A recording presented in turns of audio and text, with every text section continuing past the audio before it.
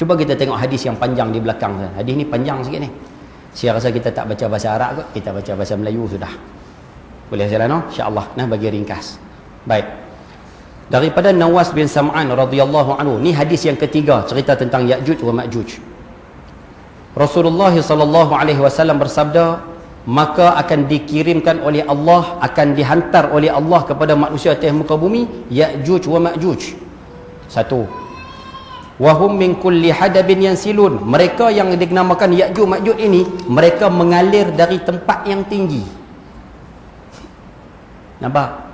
Disebut perkataan yansilun, nasala, maksudnya mengalir. Mereka mengalir daripada tempat yang tinggi.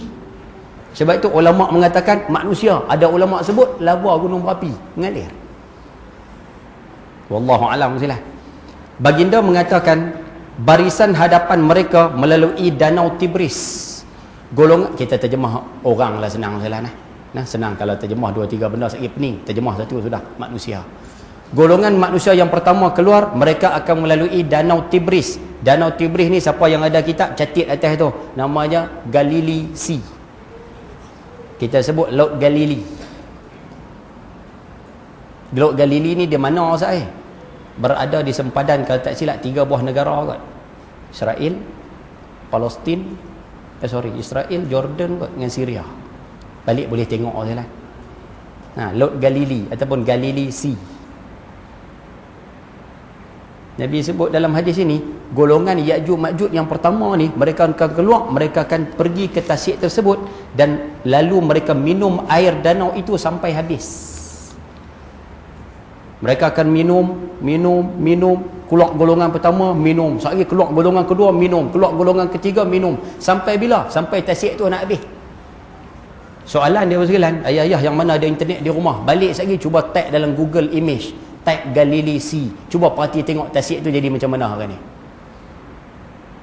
Kita sebut dalam bahasa mudah, tasik tu hari ni air dia kering dalam, kita nak sebut dalam sejarah tak pernah air tasik tu kering macam lah ni. Maknanya air tu Ustaz, Ya'juj Ma'juj minum dah Ustaz no? Ya. Ya'juj Ma'juj isap dah Ustaz? Ya. Ya'juj Ma'juj dah sedut minum habis? Ya. Cuba cek tengok hari ni, air dalam tasik tu siapa pakai?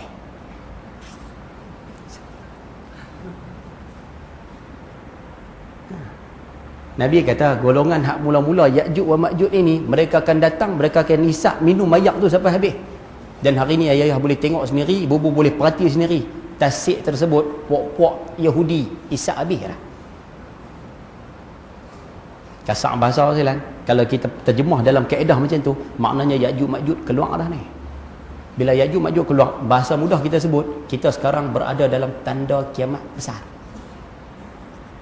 Makna tanda kiamat besar keluar dah kalau berdasarkan terjemahan macam tu.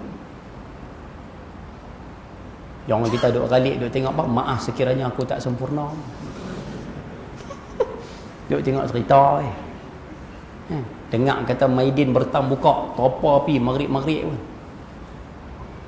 Baru ni saya duk boleh tiap satu tempat je lah, minta maaf lah, lari tajuk sikit lah, nak sebut kita rasa sebut bila sebab kita takut terlupa. Ayah-ayah yang ada di sini, Nabi sebut dalam sebuah hadis. Ni hadis pendidikan kepada anak-anak. Nabi sebut bila waktu hampir dengan maghrib ataupun dekat dengan maghrib, Nabi kata panggil anak-anak yang berada di luar rumah balik. Bila waktu dekat dengan maghrib, Nabi kata panggil balik. Kita boleh terjemah dalam bentuk nombor hari ni, kalau maghrib pukul 7.10, 6.45 tu kelui anak-anak balik. Hak duk main bola panggil balik, hak duk naik basikal panggil balik, hak duk buat kerja panggil balik, hak duk mancing panggil balik. Bini kita duk buat pokok pelam, kelui panggil balik. Tunggu kan? Nabi suruh tu. Boleh faham sekalian? Kerana apa? Baginda mengatakan masuk dalam rumah kerana syaitan dia akan berlegar di luar waktu maghrib ni. Maghrib syaitan cukup banyak. Boleh faham tak? Tapi orang kita hari ni sekalian, Allahu Akbar, dekat-dekat nak maghrib itulah berjalan. Dekat-dekat nak maghrib itulah keluar sembang. Kan hoha sembang tu dekat-dekat pukul 7 tu baru nak keluar sembang. Masa tu tajuk dia ukur rencak tu. Satu. Yang kedua Ustaz, dekat-dekat nak maghrib tu lah juga, Allahu Akbar. Buat apa Ustaz? Duk kira bersiap nak pergi Tesco. 6.30, 6.45 awal tak pergi siang-siang tu. 6.30, 6.45 baru nak pergi Tesco. 6.30, 6.45 baru nak pergi Maidin, Giant dan sebagainya. Tak boleh. Dua. Yang ketiga, panggil orang Melayu kita dekat kat 6 maghrib, duk kira keluar pergi kedai makan. Tak boleh. Macam duk buat dah, nampak ke? Sebab tu kita minta lepas ni tak mau lah. Maghrib balik, maghrib masuk dalam rumah. Boleh kau noh sampai masa dah salah ni. Nabi sebut fa idza dhahaba sa'atan min al-isya, Nabi kata bila sejam, kita terjemah bahasa kampung kita lah, bila sejam lepas waktu isya, Nabi kata tutup lampu, suruh anak kamu tidur. Kalau kata isya pukul 8 suku, ustaz mengajak lambat habis 8.30 ustaz. Okey, kalau kata 8.30 sekalipun, habis 8.30, 9.30, 9.30 tutup lampu, lena. Ni baru pakai 4 tutu nak tengok kristal maya kemarin dah. Nabi suruh tutup je lah. Nabi kata suruh anak kamu tidur pukul 9.30, pukul 10 lena. Sebab tu kita minta budaya ni Ustaz pakai ubah sikit lah. Pukul 10 lena. Dan waktu hampir dengan maghrib tu kita minta keluar panggil balik Ustaz. Panggil balik, jangan duduk jalan lama-lama di luar rumah. Boleh kono ibu-ibu di belakang tu. Seorang pun tak angguk nampak gaya. Boleh no? Nah, tu sebab berjalan lah. Maghrib tak mau berjalan Ustaz. Maghrib tak mau duduk pergi kedai. Sebab tu kalau nak pergi pasar malam, kita cadang pergi sebelum maghrib. Dekat-dekat nak maghrib pukul 7 tu balik lah. Kalau rasa nak pergi juga pasar malam, nak pergi juga Ustaz kita cadang sebelum maghrib. Pergi siap-siap. 6.30 tu pergi siap-siap. Barang tak ada lagi Ustaz kalau tak mau pergi lepas isyak. Habis mayang isyak, pergi sat berjalan. Habis tu balik. Boleh kau no? Yang kita tak nak Ustaz, orang azan maghrib kita duduk berjalan dalam pasar malam, cukup tak beradab. Boleh faham kau no? Macam marah nampak gaya ke? Nah, minta tolong Ustaz, sama-sama buat perubahan sampai masa dah ni. Allahu akbar. Baik, sambung. Nah. Baik. Kemudian barisan terakhir lalu pula di situ. Selepas barisan pertama ataupun golongan Ya'juj Ma'juj hak awal minum air danau tu sampai habis, lalu muncul keluar pula Ya'juj Ma'juj yang terakhir. Lalu mereka mengucapkan, bukan mengusap nah. Siapa ada kitab pebetul tu? Bukan mengusap tu, mengucapkan. Lalu mereka mengucapkan, sesungguhnya di sini dulu pernah ada air. Nampak? Tu bukti kata Ya'juj Ma'juj keluar sentiasa salah. Nabi Isa dan kawan-kawannya terkepung sampai kekurangan makanan. Puak-puak Ya'juj Ma'juj yang terakhir ni sampai satu masa mereka akan kejar, mereka akan berperang dengan Nabi Allah Isa AS. Hak awal tak perang, hak last kali Ya'juj Ma'juj yang terakhir dia akan perang dengan Nabi Isa AS. Mereka akan kepung Nabi Isa di atas satu bukit. Saya mengaji hari itu ada yang mengatakan Gunung Tursina kot, wallahu alam. Tapi puak-puak Ya'juj Ma'juj ni dia akan kepung Nabi Isa dengan pengikut Nabi Isa di atas satu bukit. Sehingga Nabi Isa di atas tersebut terkepung dengan kawan-kawan, dengan sahabat-sahabatnya, sehingga makanan tak ada. Sehingga sebuah kepala sapi, sebuah kepala lembu itulah, masing-masing bagi mereka lebih berharga daripada 100 dinar bagi setiap orang di hari itu. Dikepung di atas bukit tersebut sampai satu tahap makanan tak cukup. Sampai ketika itu duit dengan makanan lebih berharga. Ulama mengatakan hadis ini menunjukkan Nabi Isa dikepung dalam tempoh masa yang lama. Mana Ya'juj Ma'juj sampai satu masa puak-puak Ya'juj Ma'juj yang terakhir ini mereka akan kepung Nabi Isa di atas bukit itu dalam tempoh masa yang lama. Sebab itu sampai satu tahap makanan lebih berharga daripada duit. Maka berdoalah Nabi Isa dengan kawan-kawannya supaya Ya'juj Ma'juj itu binasa. Lalu Allah mengirimkan kepada mereka, kepada Ya'juj Ma'juj itu, penyakit hidung pada kenderaan Ya'juj Ma'juj. Maka pada waktu pagi mereka semuanya mati sekaligus. Bila Nabi Isa dan para sahabat berdoa, Allah datangkan penyakit kepada Ya'juj Ma'juj dan kenderaan Ya'juj Ma'juj itu. Habis semua pakat mati. Kemudian Nabi Isa dan kawan-kawan turun daripada bukit dan didapati tidak ada tempat yang terluang agak sejengkal, melainkan penuh dengan bangkai. Bila puak-puak Ya'juj Ma'juj mati belakang sekali, Nabi Isa turun daripada bukit dengan para sahabat, tidak ada tempat yang boleh dipijak, semua penuh dengan bangkai, nak menunjukkan ramainya Ya'juj wa Ma'juj ketika tu. Mati belaka kan. Saya kita sebut Ya'juj Ma'juj ni siapa kan? Kalau sebut istilah hari ni Ya'juj Ma'juj Malaysia apa dah kan? Saya kita sebut dah. Baik. Maka berdoalah Nabi Isa dengan kawan-kawannya kepada Allah supaya bangkai busuk itu hilang. Lalu dikirimkan oleh Allah burung-burung sebesar unta. Maka diangkutnya bangkai-bangkai itu dan dilemparkan ke tempat yang dikehendaki Allah. Bila Ya'juj wa Ma'juj yang mengepung Nabi Isa mati, kemudian bila Nabi Isa dan pengikutnya turun penuh dengan bangkai dan sebagainya, Nabi Isa berdoa, Allah hantar burung yang sebesar unta. Burung tu angkat bangkai tu pergi lempak tempat lain. Kemudian Allah menurunkan hujan lebat yang mana tidak membiarkan sebuah rumah pun yang terbuat daripada tanah liat dan bulu unta, lalu dibasuhnya bumi sehingga bersih seperti kaca. Bila pokok Ya'juj Ma'juj mati belaka, Allah Subhanahu Wa Taala akan turunkan hujan, yang mana disebutkan dalam hadis ini, kalau rumah tu nampak kelabu asap, rumah tu warna macam-macam, warna seumpama tanah liat, ataupun rumah tu buat daripada tanah liat dan sebagainya, hujan yang turun tu akan membuatkan rumah tu habis ranak, tak ada. Kalau rumah tu Ustaz, hujan turun Ustaz, sampai warna dia, warna seumpama tanah liat, dia jadi putih, bersih macam cermin. Nak tunjukkan kata lebatnya hujan yang akan turun ketika mana di akhir zaman nanti, selepas kematian Ya'juj dan Ma'juj. Sesudah daripada itu, bumi akan diperintahkan oleh Allah supaya tumbuhkan buah-buahan, kembalikan keberkatan. Maka pada masa itu, ni semua cerita akhir-akhir zaman belakang tu lah. Nak cerita lebih-lebih tak berarti. Tapi maksud dia macam tu lah. Tumbuhlah tumbuh-tumbuhan, tumbuhan akan tumbuh. Kembalikan keberkatanmu wahai bumi, bumi akan keluarkan keberkatannya. Maka pada masa itu sekumpulan orang akan kenyang memakan buah delima. Maknanya zaman Ya'juj Ma'juj telah meninggal dunia, buah delima, makan buah delima, kenyang. Satu. Yang kedua, mereka boleh berteduh di bawah kulit buah delima. Sak mana buah delima kan? Boleh buat payung. Nak kata barakahnya. Sebab itu ayah-ayah baru sekalian, ayah-ayah duk baca ayat zaharal fasadu fil barri wal bahri bima kasabat aydin nas. Betul?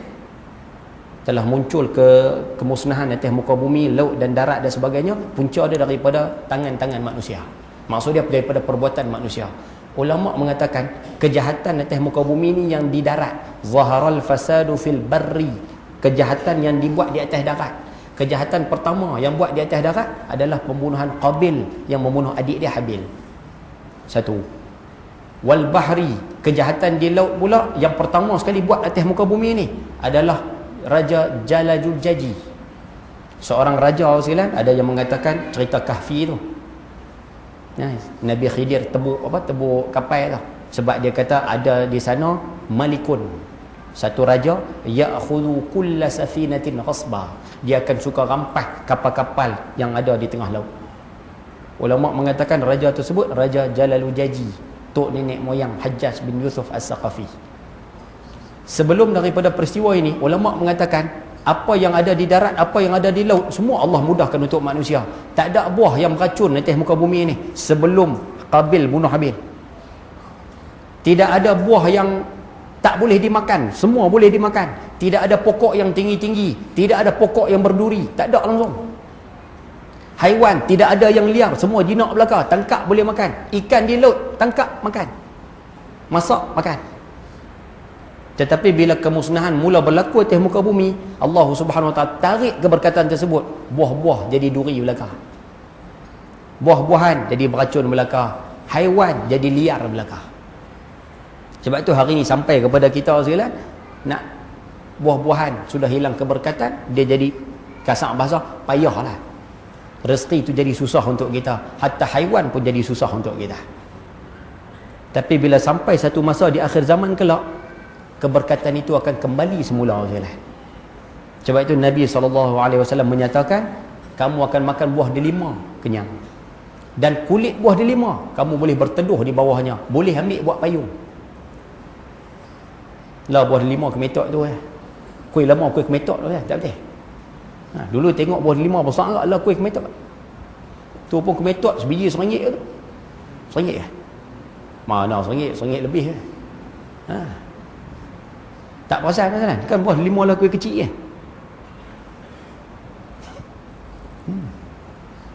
Tu pun manusia tak mau ambil pengajaran kan? Baik, semua. Rezeki mereka beroleh berkat sehingga seekor unta bunting cukup untuk mengenyangkan sekumpulan manusia. Allahu Akbar. Nak menunjukkan kata keberkatan pada zaman tu. Dalam keadaan yang demikian, Allah akan mengirimkan angin melalui ketiak mereka, maka diambil nyawa setiap orang yang beriman dan setiap orang Islam.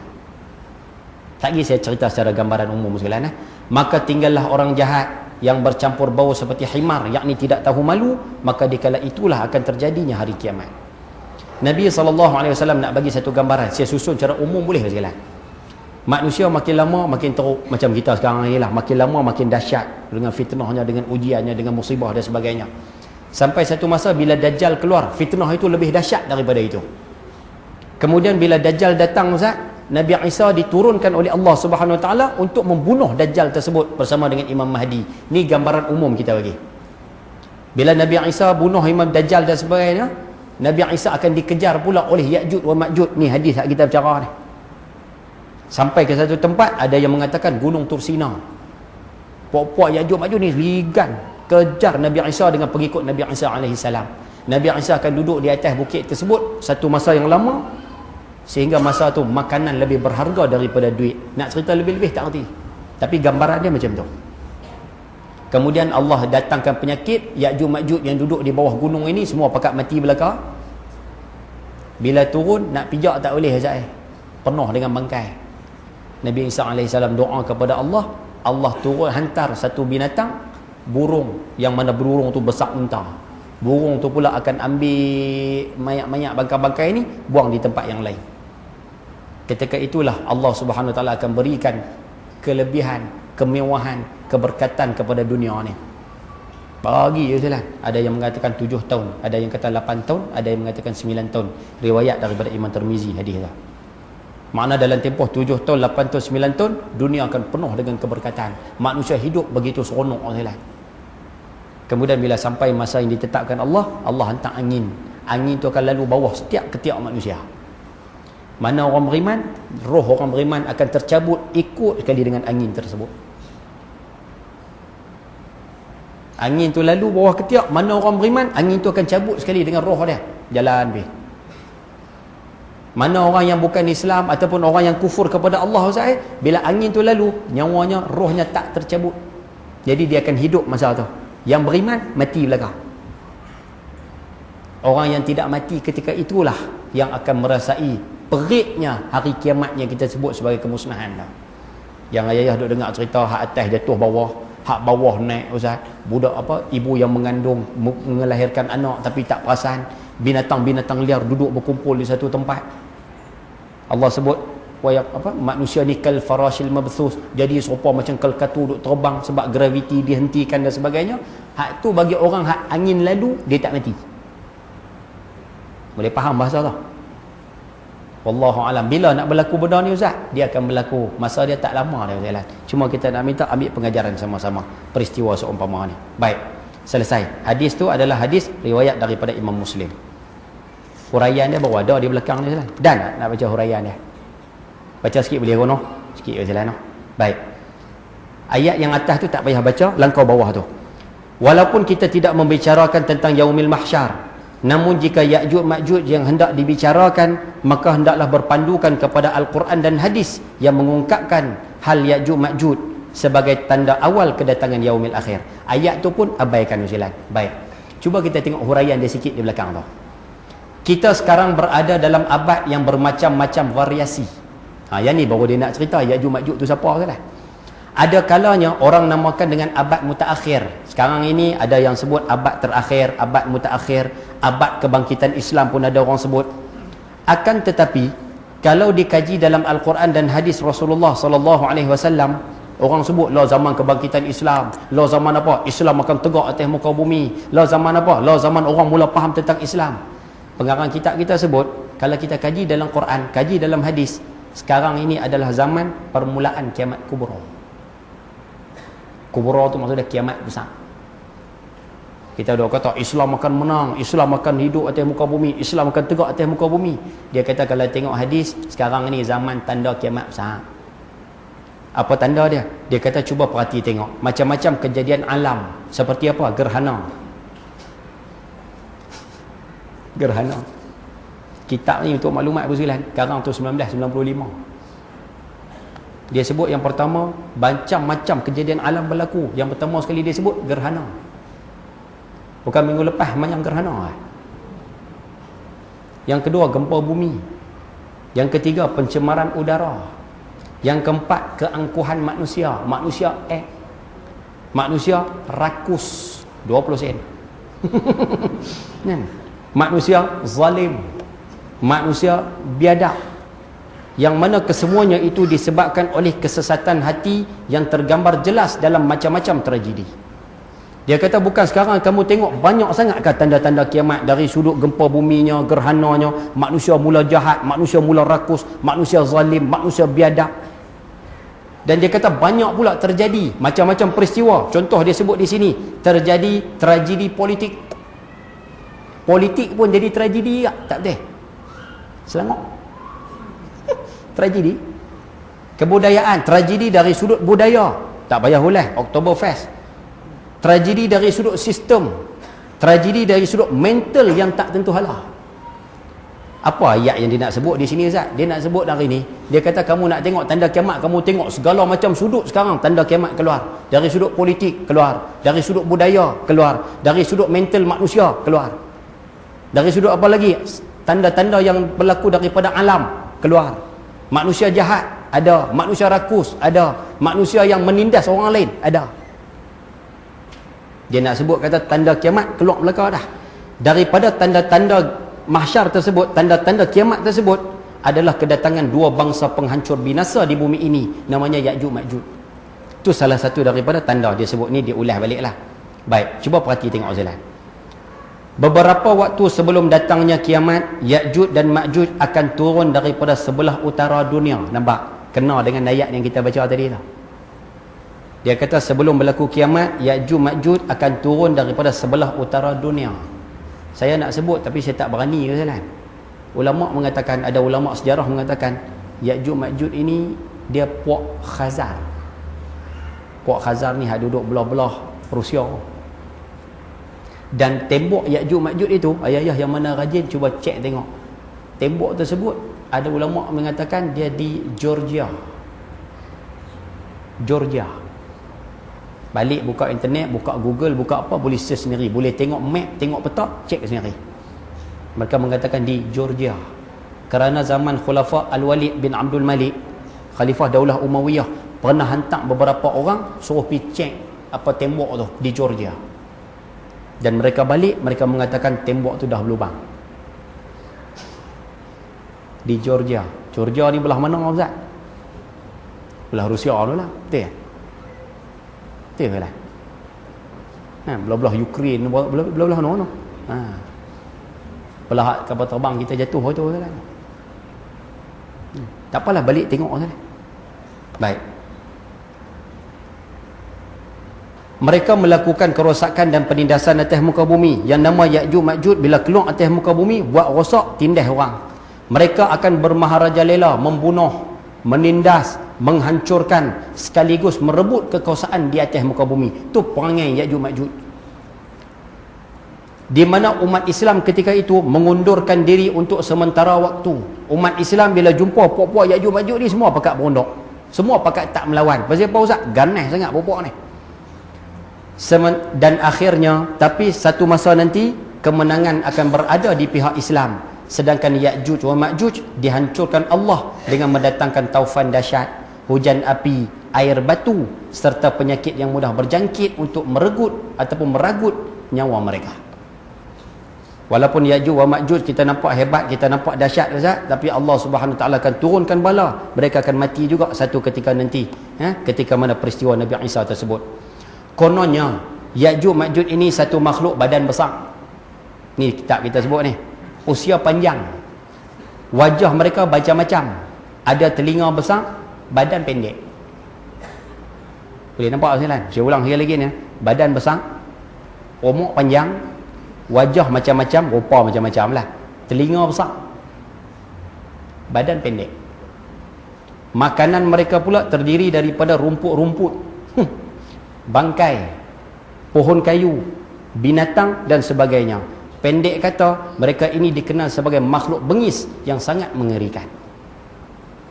Ni satu pandangan ulama mengatakan yang kata Ya'juj Ma'juj tu makhluk yang jenis panggil teruk, muka pun teruk, dia punya jenis teruk lah, senang terjemah. Satu. Baik. Tapi hakikatnya ya sekalian, buka muka surat belakang. Ni yang Nabi SAW sebut, Ya'juj wa Ma'juj, inilah sikap mereka, inilah gambaran mereka yang sebenar. Kedatangan Ya'juj wa Ma'juj seperti diungkapkan dalam Quran dan hadis Nabi SAW, timbul pertanyaan, siapa Ya'juj Ma'juj yang dibincangkan oleh para ulama? Allah berfirman dalam Quran surah Al-Anbiya ayat 96, ayat tu abaikan sekalian. Allah berfirman dalam suratul Kahfi ayat 99, yang tu boleh baca sendiri, baca hadis Bukhari di bawah sekali tu. Ni Ya'juj wa Ma'juj dari sudut pandangan ulama yang mengaji tentang hadis. Rasulullah SAW mengatakan, tidak akan datang hari kiamat sehingga kamu berperang membunuh orang-orang At-Turak. Ulama mengatakan Ya'juj wa Ma'juj itu daripada kalangan At-Turak ataupun At-Turk. Siapa dia Ustaz? Nabi kata yang mana mata mereka kecil, mata sepek. Yang kata Ya'juj Ma'juj ni jenis puak mata sepek, hidung penyek, mata merah bagaikan perisai yang berlapis-lapis. Mata dia tu merah sajalah, seumpama perisai yang berlapis-lapis. Tidak akan datang hari kiamat, kata Nabi SAW, sehingga kamu berperang membunuh kaum yang kasut mereka dibuat daripada bulu. Kasut buat daripada bulu. Sebab itu bahasa mudah kita boleh sebut hari ini bersilan. Ulama mengatakan Ya'juj wa Ma'juj ini secara umumnya adalah makhluk, tak kira mana-mana makhluk, kita bagi kepahaman umum macam inilah. Yang kata Ya'juj wa Ma'juj ni makhluk yang keluar dari atas muka bumi, dia buat kerosakan di atas muka bumi. Yang mana makhluk yang buat kerosakan di atas muka bumi, mereka digelar Ya'juj wa Ma'juj. Tu poin nombor satu. Sebab itu Nabi SAW menggambarkan mana-mana golongan yang buat benda teruk, itulah Ya'juj Ma'juj. Sebab itu saya boleh tengok ulama mengatakan golongan Mongol dulu waktu serang kerajaan Baghdad, mereka juga digelar Ya'juj wa Ma'juj.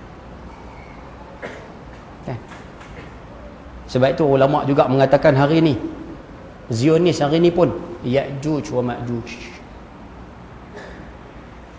Apa Syiah yang membunuh golongan ahli sunnah wal jamaah hari ini Ustaz, tak kiralah, tapi yang bunuh yang kejam tu, Syiah yang kejam tu, yang Rafidah tu, itu pun Ya'juj wa Ma'juj. Sebab itu dalam Quran Allah sebut mereka keluar berombak-ombak. Maksud dia Ustaz, pelapis dia ada sentiasa.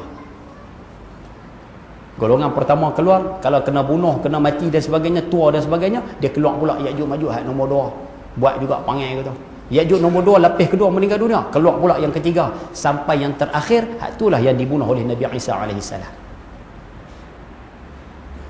Sebab itu ulama mengatakan di Malaysia pun ada Ya'juj Ma'juj. Siapa dia Ustaz? Hak duk buat kerosakan, hak itulah Ya'juj Ma'juj. Hak duk tindas orang, yang itulah Ya'juj Ma'juj. Yang duk siksa orang, hak itulah Ya'juj Ma'juj. Sebab itu ayah ibu pun rahmati Allah SWT sekalian, pendapat saya tengok dalam kitab ni, antara pendapat yang paling kuat mengatakan Ya'juj Ma'juj tu sebenarnya manusia biasa macam kita, tapi mereka hidup buat kerosakan di atas muka bumi. Itulah Ya'juj wa Ma'juj. Dan hari ini mereka telah keluar begitu banyak atas muka bumi sekalian. Sebab tu kita minta mudah-mudahan ayah sekalian, poin dia mudah macam ni tak payah pergi carilah siapa Ya'juj Ma'juj ni. Nah, Ya'juj wa Ma'juj ni tak perlu dia cari, tak perlu dia siasat siapa mereka. Yang penting kita minta buat persiapan untuk menghadapi saat kedatangan mereka. Ada seorang sahabat jumpa Nabi SAW, ya Rasulullah, mata sa'ah, kiamat tu bila? Nabi SAW tanya satu soalan ya, ma'addatallaha, apa persiapan kamu? Nah, apa persiapan kamu? Seolah-olah baginda nak mengajar para sahabat, tak perlu ambil peduli kiamat, tanda kiamat banyak, tak perlu sangat ambil peduli. Yang kamu kena ambil peduli, apa persiapan kamu menghadapi hari kiamat tersebut. Sebab tu hari ni kita minta sama-sama buat persiapan, sama-sama buat perubahan, insya-Allah. Yang terakhir bersilan boleh ikut no, insya-Allah. Pertemuan akan datang kita akan bahas tentang turunnya Nabi Isa alaihissalam. Yang ni insya-Allah kita akan cuba tengok bersilan. Nah, berkaitan dengan kedatangan Nabi Isa alaihissalam. Ayah ibu bunda rahmati Allah Subhanahu wa taala sekalian. Kita dah lebih kurang 10 hari lagi nak masuk hijrah. Kita nak minta kalau bolehlah tahun ni masuk hijrah tahun ni kita minta sama-sama buat perubahan. Berubah bersilan. Kalau yang mana yang rasa rokok tak berhenti lagi, berhenti. Ibu-ibu yang mana ada di belakang ada orang kata duk berkeli dengan suami lagi sehari 13 kali, berhenti-berhentilah. Sungguh lah. Yang mana rasa duk makan benda haram lagi, berhenti. Yang mana yang rasa ustaz kita buat dosa-dosa tu kita tahu ustaz, berhenti. Kami sembahyang jemaah tak datang sembahyang jemaah, kita minta berubah sekali. Kerana Nabi SAW bersabda dalam sebuah hadis ni kita bagi last insya-Allah. Baginda bersabda, innal islama yahdamu ma kana qablahu. Sesungguhnya siapa yang masuk Islam, Allah akan padam habis dosa-dosa dia yang lama. Dosa lama Tuhan padam habis. Satu. Wa innal hijrata tahdamu ma kana qablaha. Siapa yang berhijrah, siapa yang berubah, Allah padam habis dosa-dosa yang lama. Wa innal hajja, dan siapa yang melakukan haji, buat ibadah haji di kota Mekah, fa yahdamu ma kana qablahu. Allah akan padam habis dosa-dosa dia yang lama. Sebab itu bersempena dengan hijrah ataupun tahun baru hijrah yang akan muncul 10 hari lebih kurang lagi sekalian, kita minta start pada hari ini buatlah perubahan. Mudah-mudahan Allah selamatkan kita dunia dan akhirat insya-Allah. Baik, ada soalan nak tanya? Ada soalan? Tak ada soalan no, insya-Allah soalan no. Kau pakat pening belaka kau jadi majud wala dia sekalian. Tak apalah, tak usah duk cari sangatlah, cuma kita ada sekadar nak cerita siapa Ya'juj wa Ma'juj. Jadi mudah-mudahan sama-sama ambil manfaat, sama-sama ambil pengajaran insya-Allah. Jadi saya rasa cukuplah sekadar tu untuk malam ini. Apa yang baik daripada Allah, yang buruk dalam diri saya sendiri. Mohon maaf terkasar bahasa, tersalah kata. Sekian, wabillahi taufiq wal hidayah. Assalamualaikum warahmatullahi wabarakatuh. Bismillahirrahmanirrahim. Alhamdulillahirabbil alamin wassalatu wassalamu ala asyrafil anbiya wal mursalin wa ala alihi washabihi ajma'in. Allahumma rzuqna fahman nabiyyin wa hifdzal mursalin wa ilhamal malaikatil muqarrabin. Allahumma ighfir lana dhunubana wa liwalidina warhamhum kama rabbawna shighara wa li jami'il muslimina wal muslimat wal mu'minina wal mu'minat bi rahmatika ya arhamar rahimin. Walhamdulillahi rabbil alamin. Taqabbalallahu minna.